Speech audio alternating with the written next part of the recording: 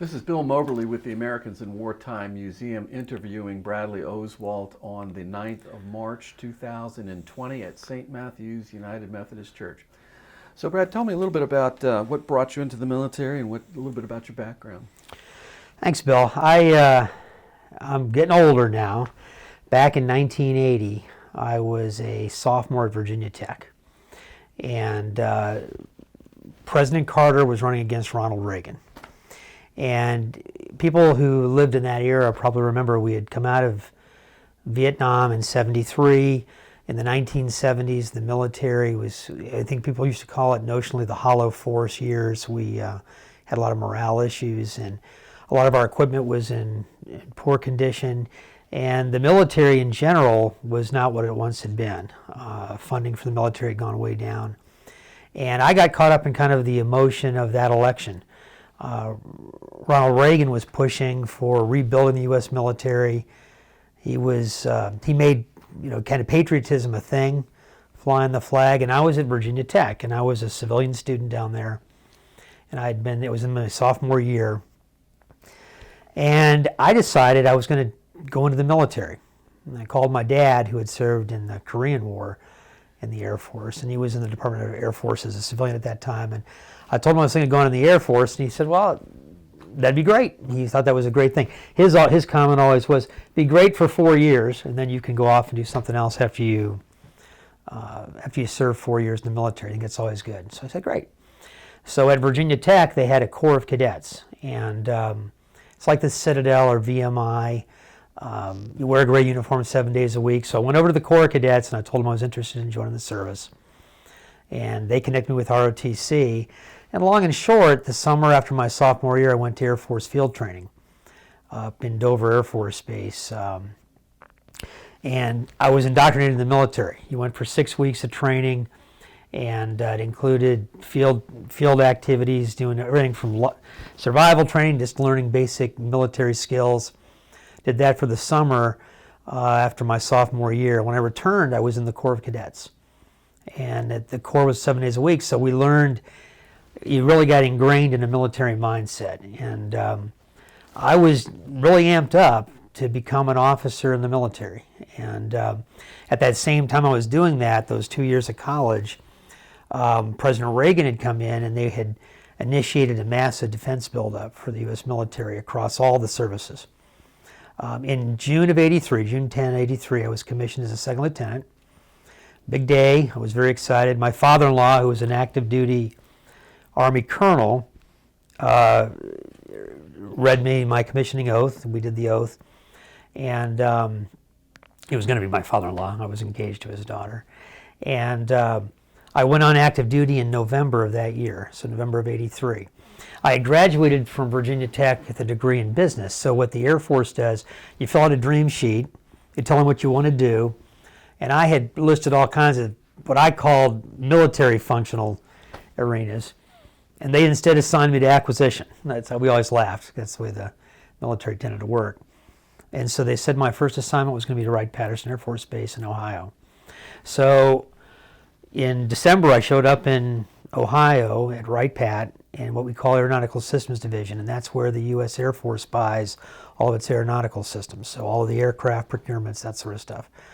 And I was assigned right out of the box to support the laboratories. We had the Air Force Wright Aeronautical Laboratories at Wright-Pat, and they were working on something President Reagan was pushing, which was called his Strategic Defense Initiative.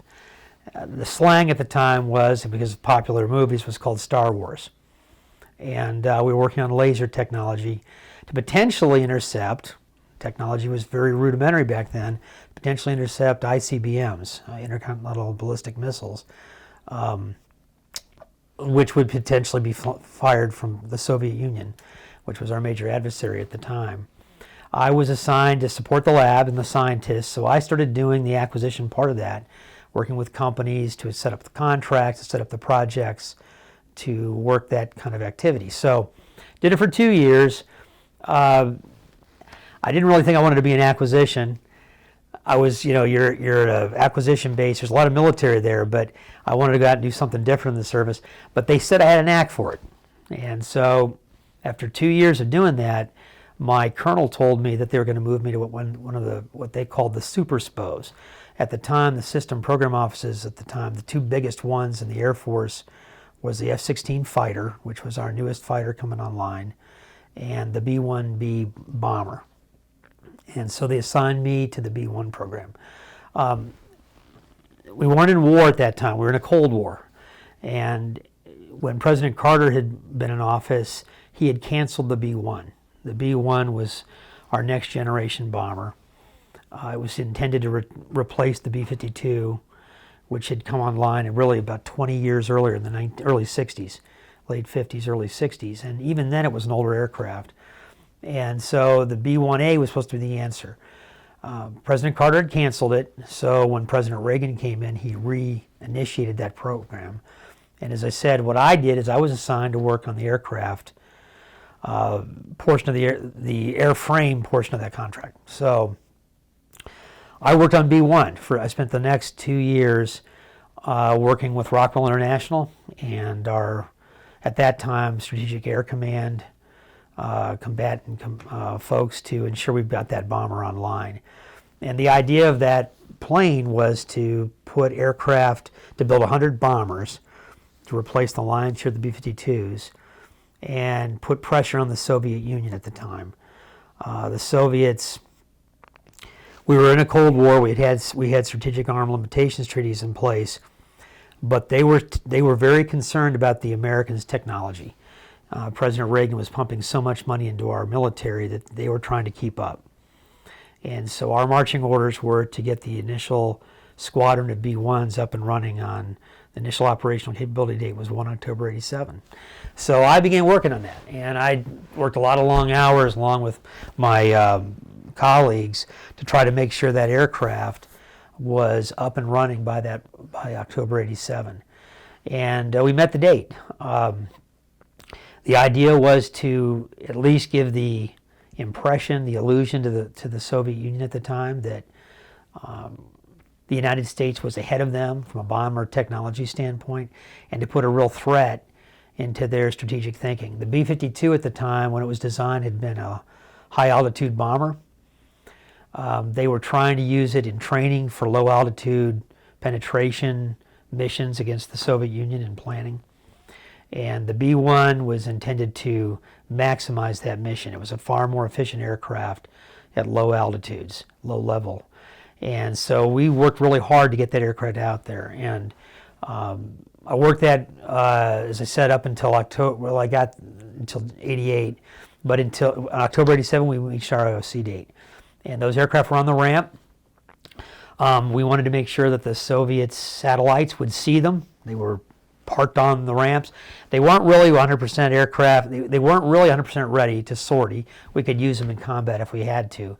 But the thing was to rush the aircraft into production. I always remember, even as a rookie, I thought at the time, we signed the development contract to develop the B-1B, which was a different aircraft than the B-1A, on the same day we signed the production contract. So it's kind of akin to designing a new car, but starting the production line at the same time. And so it meant lots of modifications as the aircraft went down the assembly line. And I was in the contracting part of that, so I did a lot of those changes. We were constantly doing engineering changes. But aircraft was a huge improvement over what the B-52 could do at the time in terms of that type of mission. Very proud of that activity. We were so pleased we got that aircraft out there. And I think one of the things that I always feel good about today, some 30 years later, is the B-1 is still an integral aircraft in Afghanistan, in Iraq. Today they use it as a tactical bomber, and it carries a huge payload and provides support to our ground forces in our counterinsurgency type of combat. But originally it was designed for penetration of the Soviet Union. At that point, I was done with my 4 years, and I had a decision to make. And I was debating lots of different opportunities. I interviewed with the Central Intelligence Agency, thought about working with them, and I had an opportunity to work for them. But at the time, the Air Force said, we really love to stay, and they offered me an opportunity to go out and work in an industrial facility called Textron Defense Systems, which is part of Textron Corporation in New England, in Wilmington, Massachusetts. And so they were working on, again, a weapon system to put pressure on the Soviets called the Peacekeeper missile. It was called MX. And it was the next generation of ICBM for the United States. We had Minuteman IIIs in our silos around in Strategic Air Command. And the idea was we're going to replace those with a more modern missile. It had 10 warheads. It would be a very difficult weapon to stop. And again, it was part of that stepping stone process that President Reagan at the time wanted us to push against the Soviets to put pressure on them strategically. And so I did that. I decided to take that opportunity. I served there. I was assigned to the Air Force Plant Rep Office in Textron. And we were building not only ICB, the nose cone, the business end of the missile, we were also building something called the sensor fused weapon, which was to be deployed by tactical aircraft. And it was a disc, essentially, would deploy from a bomblet would open. These discs they'd look like frisbees, and they would form in the air. They'd have a charge on them, they'd form in the air. They were designed to destroy T-72 tanks. They would penetrate the armor where the engine compartment was. And so we were working really hard to get that deployed because, again, at the same time all this was happening, the Soviet Union was under a lot of stress. 88 to 90, they were beginning to collapse, although I don't know that we really realized that at that point. They had 50,000 tanks in the Warsaw Pact, and the idea was to overwhelm Western Europe if a war ever started. And so we had the ICBM component of our plant operating with an eye towards changing the strategic balance, if you will, and then the tactical weapons to help stop an attack through the Volga Gap in Germany and hopefully defeat a tactical war if we ever had one with the Soviets. As it turns out, while all that was happening, it was incredible. The Soviet Union began to collapse of its own accord. President Reagan, before he had left office, and had asked them to tear down the wall, President Gorbachev to tear down the wall. They had done that, and the new regime in the Soviet Union essentially began to break up what was our primary adversary in the Cold War, which was the Soviet Union. By 91, it was over. The Warsaw Pact had disbanded. A lot of the weapon systems I had helped create, worked so diligently on, had, I thought, played a role. We were very proud of all that. And at that same time that was happening, we had an unusual action happen in the Middle East. And Saddam Hussein in Iraq had invaded Kuwait. And so our new president, President Bush, George Bush, had deployed almost 500,000 American soldiers, sailors and airmen to oppose that. And the idea was to push them out of Kuwait. I moved from Textron. They moved me down to Hanscom Air Force Base. We were buying electronic systems. And my role there was in a support role for the war in the Middle East. We were trying to prepare for that by deploying tactical systems for aircraft, for our air defense systems, and our naval ships, a data link system which would allow them to communicate without running up our radars, which would allow the Iraqis and others to see our signature and potentially fire on them. We were rushing a lot of that equipment into play, trying to get it deployed as quickly as we could. We didn't know exactly when the balloon would go up, but it was pretty evident we were going to have to go to war. So I was in that position now, a little different mindset. At that time, I was asked to be a casualty assistance officer. I wasn't going to go over, but I was told that we were all briefed that if we did attack, there likely would be a lot of casualties. And so I was trained to be a casualty assistance officer. And a week before the attack, when the United States actually executed Desert Storm, we were in Desert Shield at the time, an F-16 pilot was killed right up against the border. They were flying every day right up against the Kuwaiti border and then turning back right at the last second, and the Iraqi MiGs were mimicking them. And he lost the horizon and crashed his aircraft. And so I was called to support that. And I remember it brought home what the war really could become to me. I I went to New Hampshire Cemetery with our Air Force Honor Guard and officiated that funeral service. And he was a first lieutenant. He had just got out of pilot training, and he got F-16s. And I met his widow, and she couldn't have been more than 23. And I remember handing her the flag, and it reminded me why we were serving and what it meant when you talk about casualties. Some people see things on the news and they see movies and they lose the perspective of what it really is to be in the service. And this young guy had given his life. In any event, we handled that and we did that service, but it always reminded me of what it meant to serve. And when I went back to Hanscom that day, I remember talking to my folks, and I said, listen, we got to make sure we get all the equipment we can overseas before this starts. Anything we can do to help American forces is going to be critical. And as it turns out, the war went exceedingly well for us. Casualties were extremely low. We did not have any more casualties that were assigned to my area of responsibility. And the war in '91 came and went relatively quickly. We drove Saddam Hussein and his Iraqi forces out of Kuwait. So it was kind of a high time for the Americans. We had won the Cold War. Our Soviet adversaries had essentially collapsed. We had won this incredible fight in Iraq or against the Iraqis. And I think at the time, Americans couldn't believe it. It was elation in the United States. And I was still on active duty.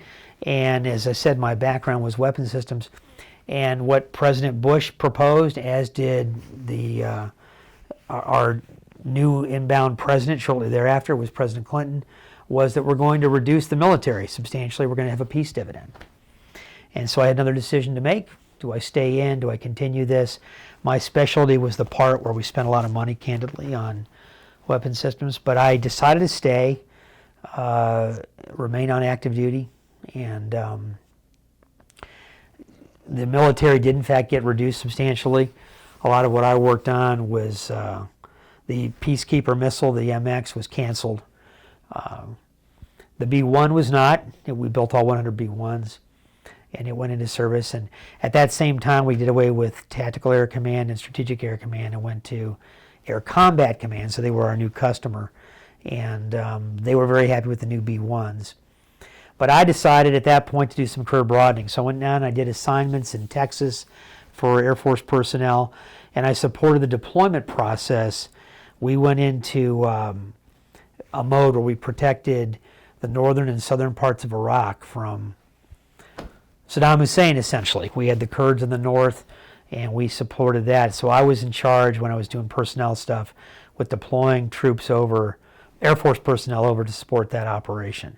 And it was a peacekeeping operation, ostensibly. We did have some casualties where helicopters crashed and that sort of thing. But we didn't have any direct combat with the Iraqis. They would shoot at American assets if we crossed the line, but they were afraid of igniting another war. And so during that time, I was reassigned to the Pentagon, and the country was essentially at peace. And I served in the Air Staff first for a few years doing contract acquisition policy, and then they reassigned me to legislative liaison. And I worked in the Senate and House Armed Services Committees. Again, reinvigorating to some degree our weapons system world. We had gone through that peace dividend. It wasn't turning out quite as we had anticipated by the end of the 90s. The Russians were beginning to show signs that they weren't going to really become part of the family of nations. They wanted to remain at least a superpower in their mind militarily. And so the Air Force, in my instance, was working on something called the F-22 fighter, which was a stealth fighter, and I got involved with that. I worked on that in LL, advancing the F-22 program with Congress, and also the military budgets for weapons systems. At that same time, I came out on a command list. In the military, they have these boards, and I was told I was going to be a squadron commander, which was exciting. And at that point, I had been in the military about 15 years, I guess. And so they came out, and I was told I was going to be assigned to instead of a typical operational squadron, I was assigned to Defense Contract Management Agency. And my assignment was going to be at a stateside facility, part of Northrop Grumman Corporation in Baltimore. So they had about a 5,000 person operation up there. I had about 80 to 90 folks at a given time assigned to me, and our mission was to ensure that the F-22 radar, that the Hellfire missile seeker systems were working properly. Northrop was a major supplier for that kind of equipment. And so, in F-16 radars, they were acting as one of our depots. And so my job was to monitor that. So we were doing just that, making sure that they comply with their contract requirements, that they got the weapon systems back to the forces in the field when they were supposed to. And, it was focused just on support. I had left the Pentagon in May of 2000, was executing that mission at Northrop with the Northrop folks. And I remember sitting at my conference, was having a staff meeting, and my wife, who worked at the National Reconnaissance Office, called. And I never get a call from my wife. And so my secretary came in and said, "You got a call." And she said, "You need to turn on your television. We have something going on in New York City." And so turned on the TV. The first of the World Trade Center towers was burning. And we watched, as many did around the country, as the second plane hit the tower. And as soon as it did, I remember telling my staff, the country's under attack. And I had a mix between military and civilian folks working for me. And I said, we're going to have to engage Northrop here pretty quickly, because they've got a lot of our F-16 radars, a lot of stuff on site that's in depot status. We're going to have to get it back as quickly as we can. We don't know what we're going to do, but we just need to start thinking about this stuff. By the end of that morning, the Pentagon was struck. Obviously, both towers came down. The plane crashed in Pennsylvania, and it was a surreal moment. By afternoon, we were given orders by my headquarters to send my workforce home for that afternoon, and we'd initiate work with Northrop the next day, because they were doing so much of our equipment, including Hellfire missiles. We'd have to start working on production acceleration, et cetera, because everyone expected us to go to war. We didn't know really who would at that point, but I remember driving home that afternoon. I had to come down from Baltimore, and I had been assigned to the Pentagon for 4 years, and had just recently left. And as I crossed the Woodrow Wilson Bridge on the Potomac River, I could see the black smoke rising from the Pentagon. I didn't know if any of my friends were where the plane had hit. I didn't know any details. But it reminded me of 91. I felt what it was like to be a military person who at that point was willing to do whatever we needed to do to protect our country. Americans had been killed, and it was an intense moment. And like many, I went home that day. The next day I went back early to Northrop. I met with the president of the company, and without any contractual changes, without any money from the Air Force, Northrop went to a war footing. They set up a war room. They had all kinds of factories and facilities that were integral to the U.S. military, not just the Air Force, but the Army and the Navy. And they set up a schedule to turn around equipment very quickly to the service, to accelerate deliveries. And even though we hadn't coordinated with the Army, our assumption was Hellfire missiles were going to be used tactically. They're fired from Apache helicopters, and they accelerated production. They went to multiple shifts. The president of the company did all that without any prodding. I mean, we talked to him about it, but I said, we don't have any money yet. We'll see what happens. This was day one. It's 9/11 plus one. And within days, the whole company flipped to that kind of mindset. We were focused on production like I'd never seen before. Prior to 9/11, I remember there was no real threat to the United States. We were developing equipment, we were developing radars, we were developing stuff that would give the Americans an advantage, but we didn't really have that threat. And post 9/11, everything changed. I was so impressed with how they behaved that day and how they worked. I had to deploy several of my military personnel. They were assigned overseas right away. We began to rotate guys. The first place that people had to start going was Afghanistan. Shortly thereafter, I was assigned to that job to Low 3. And we began to deploy personnel over there. They were performing acquisition-related jobs. We had to do that kind of work. And but it was all about preparing for war and making sure that the folks who were going to do the actual fighting had everything they could possibly have. So we worked that ferociously, worked a lot of long hours to try to make sure all that stuff happened. It did. In 03, when you're in a command billet, it was a very tight 36-month billet. So we had to change a command. I was close to retirement if I wanted to leave. The Air Force was going to send me to Los Angeles. Back out into the classic weapon systems world, we do our Space and Missile Systems Center was out in Los Angeles, and they wanted me to go out there and continue to serve. And my wife, who worked in the National Reconnaissance Office, was in D.C. area, and we had that family talk. What do you want to do? And we decided it was probably the best time for me to get out. So I was approaching my 20-year point, and I retired at that point. My wife wanted to continue serving what she was doing. They were doing some of the tactical stuff associated with the war in Afghanistan and in Iraq at the time. And so kind of the family shifted to my wife at that point, and I got out and got into the consulting side of things and continued to work with some of these contractors on the kinds of things I was doing when I was on active duty. My big picture, my take on the military and its support of what it means to be in the military, and particularly in the support of wars, is that I was never asked to go because of my specialty. I didn't actually go.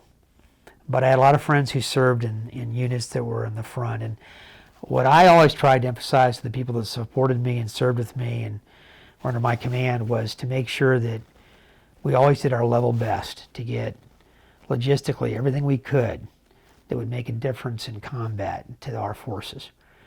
Some of the stuff we gave them, I have no doubt, were game changers in the field and saved lives, without any doubt.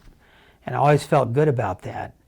It was a lot of hours, a lot of hard work, but when you put it in comparison to the folks who were up in the front, who some gave their lives, others were injured, every moment was worth it. And I look back on my 20-year career and I feel a lot of pride in that. I think we contributed directly to the end of the Cold War, which was a threat that was a strategic threat, if you will, of the United States. And we contributed to the tactical wars that we fought against Al-Qaeda, and more recently, I guess now it's evolved into ISIS, but when I was on active duty, it was Al-Qaeda in Afghanistan, and to a lesser extent, fighting against the Iraqis. Making a difference was what it was all about. And it was tough to leave. I would have, if I had stayed on active duty, I would have been out in California, and I don't know where I would have ended up ultimately. But I ended up staying in Northern Virginia. I don't regret it, but I do miss it. You miss some of the esprit de corps. You miss serving where everyone is a like-minded individual. You don't see that always in the companies I support now. It's different. They have a different mindset. And proud of my service and proud to have made a difference. Awesome. This video may be seen by future generations. It'll be on a website available to researchers. Is there any message you'd like to leave to future generations who may view this about your military service and how you see that? I guess what I would say to future generations, don't take what you have for granted. The United States is an extraordinary nation. And in 1980, when I listened to Ronald Reagan speak, it touched me. It didn't matter what your politics were. I was focused. He just kept emphasizing what an extraordinary country we had. And I didn't know there was going to be, I didn't know what would happen, but it drew me to service. And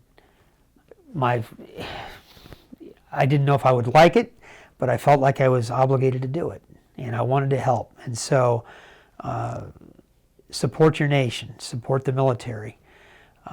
Serve if you can. If you can't, support those who do. The country is better for having a strong military. Americans tend not to think of a threat. Most countries don't feel that around the world. Countries face every day potential military threats to their borders. We don't think that way in the United States, and it's in part because we have such an extraordinary military and extraordinary people serving in it. And I would just tell you that I'll never regret devoting the lion's share of my adult life to being in the U.S. military, the U.S. Air Force. I did things I never would have done, saw people I never would have seen, met some of the most talented individuals I've ever met in my life. And I hope that future generations will carry on that tradition. And remember that we did it before you. We need you to do that going forward to make the United States, to keep the United States what it is to all of us, a great nation. Well put. Thanks. Well, thank you, Brad, for your interview and certainly for your service. Thank you, Bill.